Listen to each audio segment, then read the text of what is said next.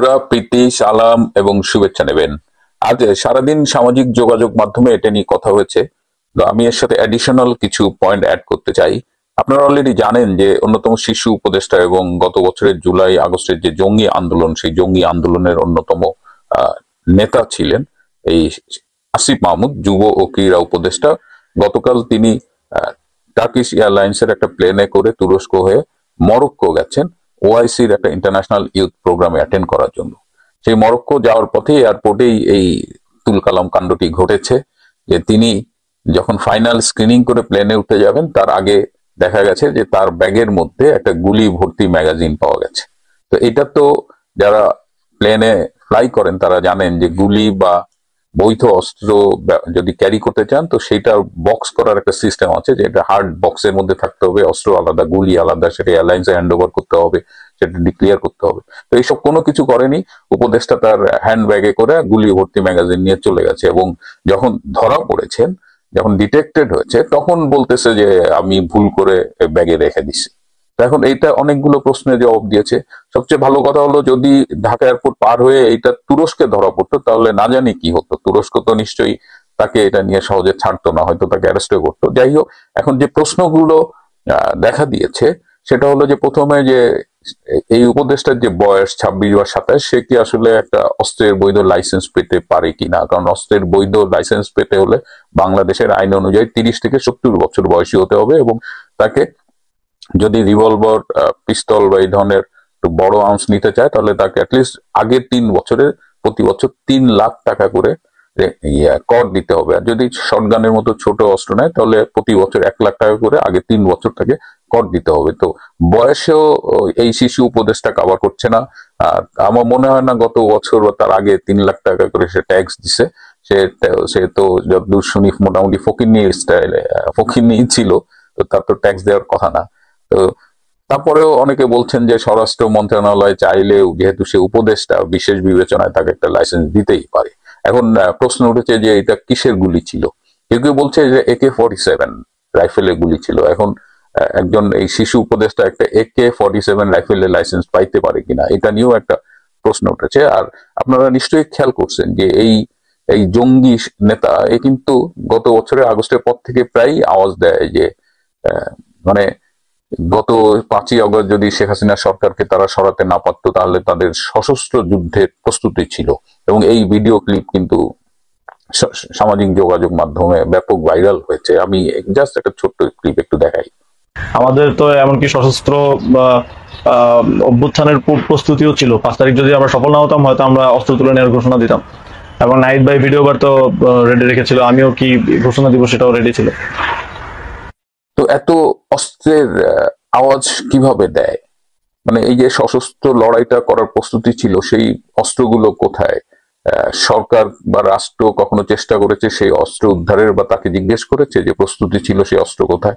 এছাড়াও আপনারা জানেন যে গত বছর অগস্টে দেশে প্রায় 450-র বেশি পুলিশের থানা ভাঙচুর হয়েছে, সেখান থেকে অস্ত্রের লুট হয়েছে এবং অস্ত্রের লুটের পরিমাণ 4 লাখের বেশি পুলিশের অস্ত্রের লুট হয়েছে এবং 14 লাখ গোলা বারুদ লুট হয়েছে। এছাড়া গণভবনের SSF এর কাছে কিছু অত্যাধুনিক আর্মস ছিল, প্রায় 600-র মতো, সেই 600 আর্মসও কিন্তু লুট হয়েছে। তো এই আর্মস গুলো কোথায় গেছে? সারা দেশে আমরা কিন্তু অস্ত্র উদ্ধারে তেমন উল্লেখযোগ্য কোনো উদ্যোগ দেখিনি। যৌথ বাহিনী বলেন, সেনাবাহিনী বলেন, কারো কাছেই দেখিনি। তো সেনাবাহিনী যে মাঝে মধ্যে টুকটাক অস্ত্র উদ্ধার করে, সেটা যোগ করলে দেখা যাবে 600 থেকে 650 অস্ত্র তারা এই গত 11 মাসে উদ্ধার করেছে। তার মানে 4 লাখের বেশি অস্ত্র এখনো এই জঙ্গিদের হাতে আছে, এই যে আসিফ মাহমুদদের হাতে আছে, এবং এইটার জোরে তারা ধরাকে সরা জ্ঞান করছে। কিন্তু এই অস্ত্রগুলো কি উদ্ধার করা উচিত কিনা সেটা নিয়েও এখন কথা উঠেছে। আর তো এদিকে যেহেতু সারা দেশব্যাপী এই বিষয়টা নিয়ে আলোচনা হচ্ছে, এখন এটা নিয়ে উপদেষ্টাদের মধ্যেও আলোচনা হচ্ছে। বেশ কিছু উপদেষ্টা মনে করছেন যে এর ফলে সরকার এক ধরনের বিব্রত বোধ করছে, এবং যারা সিনিয়র উপদেষ্টা রয়েছে কিংবা বিএনপি পন্থী উপদেষ্টা রয়েছে তারা মনে করেন যে এই ব্যাপারে সরকারের একটা শক্ত অবস্থান নেওয়া উচিত। আসিফ মাহমুদ ফিরে আসলে তাকে আইনের আওতায় প্রয়োজনে গ্রেপ্তার করা উচিত এবং তার লাইসেন্স দেওয়া উচিত কিনা। তিনি একটা ফেসবুকে ব্যাখ্যা দিয়েছেন যে যারা গত বছর জুলাই আগস্টে জঙ্গি আন্দোলন করেছেন তাদের জীবন নাকি হুমকির মুখে। উপদেষ্টা হিসেবে তিনি কিন্তু প্রোটোকল পান, তার সিকিউরিটি রাষ্ট্র নিশ্চিত করেছে, রাষ্ট্র তাকে সিকিউরিটি দিয়েছে। সো একজন উপদেষ্টা রাষ্ট্রের সিকিউরিটি পাওয়ার পরেও নিজে তিনি অস্ত্র ক্যারি করেন, এবং এটা তো এই প্রথম না, এর আগে ডোমেস্টিক এয়ারলাইন্সেও তিনি এরকম অস্ত্র সহ একবার ধরা পড়েছিলেন, কিন্তু উপদেষ্টা বলে তিনি পার পেয়ে গেছেন। এবং এবারও যখন তার গুলির ম্যাগাজিনটা পাওয়া গেল, তিনি কিন্তু তার ব্যক্তিগত কর্মকর্তাদের ডেকে এটা হ্যান্ড ওভার করে দিলেন। এটা পারা যায় না, এইভাবে যে কেউ অস্ত্র গুলি এভাবে ক্যারি করতে পারে না, কিন্তু আইনের তোয়াক্কা সে করে না। এবং সাধারণ মানুষজনও কিন্তু চাইছে যে আসিফ মাহমুদকে গ্রেপ্তার করে তাকে আইনের আওতায় এনে তার এই যে অবৈধ ভাবে অস্ত্র ক্যারি করা, এটার ব্যবস্থা নেওয়া উচিত। তো এটা নিয়ে এখন দেখা যাক। ডক্টর ইনুসকে অন্তত একজন উপদেষ্টা বলেছে যে তাকে গ্রেপ্তার করা উচিত, কিন্তু ডক্টর ইনুস এই ব্যাপারে এখনো তেমন কোনো আগ্রহ দেখাননি, কারণ তিনি মনে করেন যে এইসব শিশু উপদেষ্টারা তার তার নিয়োগদাতা। এবং এই আসিফ মাহমুদ কিন্তু খুবই বিতর্কিত। গত 11 মাসে তার পিএস 311 কোটি টাকার চেয়ে বেশি নাকি লুটপাট করেছে। এবং তার বাবাকে নিয়েও অনেক সমালোচনা আছে। তার বাবা প্রচুর তদবির, বাণিজ্য, এসব কমিশনের এসব ব্যবসা করে বেড়াচ্ছে। তিনি এই ঠিকাদারি লাইসেন্সও করেছিলেন ব্যবসা করার জন্য, কিন্তু পরে তোপের মুখে, পাবলিকের তোপের মুখে সেটা সে ক্যান্সেল করেছে। তো এই উপদেষ্টাদের এরাই বাংলাদেশ চালাচ্ছে, এবং এদের হাতে পড়ে বাংলাদেশ যে কিভাবে অধপতিত হচ্ছে তার আরেকটি প্রমাণ আমরা পেলাম গতকাল। উপদেষ্টা পরিষদ বাংলাদেশে জাতিসংঘের মানবাধিকার কমিশন এর অফিস খোলার অনুমতি দিয়েছেন। আমরা যদি ভুলে না যাই, আমি এর আগেও আরো 2টি পর্বে এই জাতিসংঘের বাংলাদেশে অফিস খোলার উদ্যোগ নিয়ে কথা বলেছি, এবং তখনও বিরোধিতা করেছিলাম। সাধারণত দারিদ্র পীড়িত অঞ্চল, যুদ্ধ পীড়িত অঞ্চল, যেখানে মানবাধিকারের অবস্থা খুবই মাজুল, সেই সব দেশে জাতিসংঘের এই অফিসগুলো খোলা। এরকম সম্ভবত 18টা দেশ আছে, এই যে প্যালেস্টাইন, সিরিয়া, তারপরে বার্কিনো ফাসো, চাদ, কম্বোডিয়া, এইসব দেশ যাদের কথা আপনারা শুনেছেন, এইসব দেশে জাতিসংঘের মানবাধিকার কমিশনের অফিস আছে। তো বাংলাদেশকে সেই স্ট্যাটাসে নামিয়ে নেওয়া হলো। ওই যে বাংলাদেশে এখন আইন শৃঙ্খলার ললেসনেস চলতেছে, মানবাধিকার নাই, গণমাধ্যমের স্বাধীনতা নাই, এগুলো কিন্তু সব পরিকল্পিতভাবে বাংলাদেশকে একদম ধ্বংস করে ফেলা হচ্ছে। কথায় কথায় মব লিঞ্চিং করা হচ্ছে, মব ভায়োলেন্স করা হচ্ছে, এইসব করে একটা পরিস্থিতি তৈরি করা হচ্ছে যে বাংলাদেশে মানবাধিকার পরিস্থিতি খুব খারাপ। তো এখানে জাতিসংঘ আসো, দোকান খুলো।